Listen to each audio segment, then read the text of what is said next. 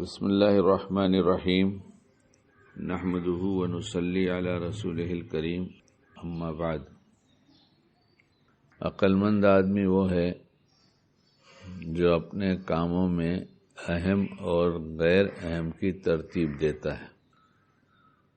صرف دن بھر کام کرنا یہ اصل نہیں ہے، بلکہ اصل بات یہ ہے کہ کون سا کام کتنا اہم ہے اور کون سا کام اہم تو ہے لیکن غیر اہم کہا جائے گا، اس کو اہم نہیں کہا جائے گا۔ یعنی دو کوالٹی اہم میں ہو گئی، دو شقیں ہو گئی اہم کی۔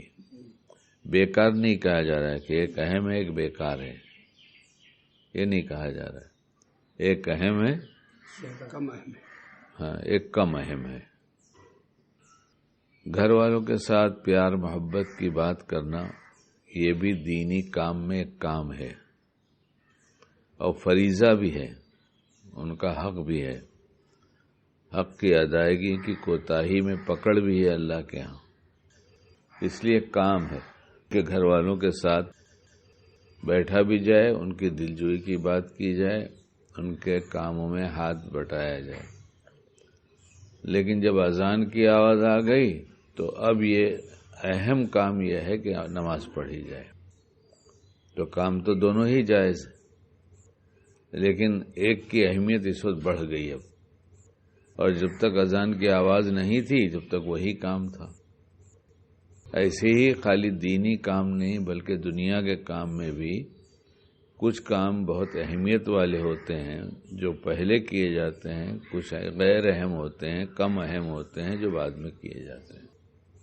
تو جو آدمی اپنی دنیا کے کام کی ترتیب ایسی بناتا ہے اور یہ سوچ رکھتا ہے تو اس سوچ سے اس کو بہت فائدہ ہوتا ہے، اور اس پر جب عملی مشق ہوتی ہے تو اس کا فائدہ اس قدر ہوتا ہے کہ وہی محسوس کرتا ہے کہ یہ مزاج بنا تو کیا کیا فائدہ ہوا۔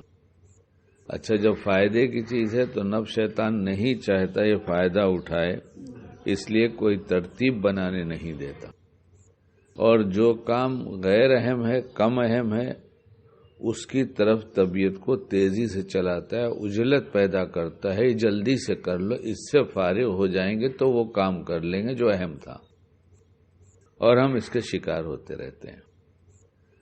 اگر اب تک کی زندگی برباد ہو گئی ہے تو اب سمجھ جائیں اب توبہ کرنا ہے، اس لیے کہ توبہ کا دروازہ تو کھلا ہوا ہے۔ جب اس کی عادت باہر ڈلوا دیتا ہے، پختہ ہو جاتی ہے دنیا کے کاموں میں، تو اس کا اثر پورا نماز پہ پڑتا ہے۔ پھر نماز میں اس کے اپنے خیالوں کو کہاں رکھنا کہاں نہیں رکھنا اس کا خیال نہیں رہتا، اپنی نگاہوں کو کہاں رکھنا نہیں رکھنا اس کا خیال نہیں رہتا۔ جب دنیا کے کام میں اس کی ترتیب نہیں بنتی تو نماز میں بھی اس کی ترتیب نہیں بنتی۔ دل چاہے جہاں بھی بھٹکتا ہو اس کو خیال نہیں رہتا، وہ سوچتا ہے میں نے نماز پڑھ لیا۔ کوئی چیز کر لینا کمال نہیں ہے، بلکہ کر کے پورا نفع اٹھانا یہ عقل مندی کی بات ہے۔ پورا نفع اٹھانا یہ عقل مندی کی بات ہے۔ دینی کام کو جب ہم اولیت دیں گے حالات کے اعتبار سے تو اس کی برکت سے دنیا کے کام بھی ہو جاتے ہیں۔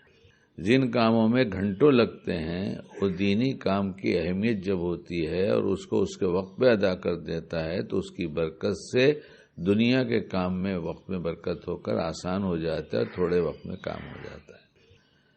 میں کچھ بات اپنے لیے کہا ہے کہ اللہ ہمیں اس کی سمجھ دے کہ کس وقت ہم کو کیا کرنا چاہیے۔ جو کام جس اہمیت کا ہو اس کو اس کے حساب سے اول نمبر پر، اس کے بعد دوسرے کاموں کو، اس کے بعد تیسرے کاموں کو، اسی ترتیب سے کام کی ترتیب دینا اور کرنا چاہیے۔ اللہ ہمیں سمجھ عطا فرمائے۔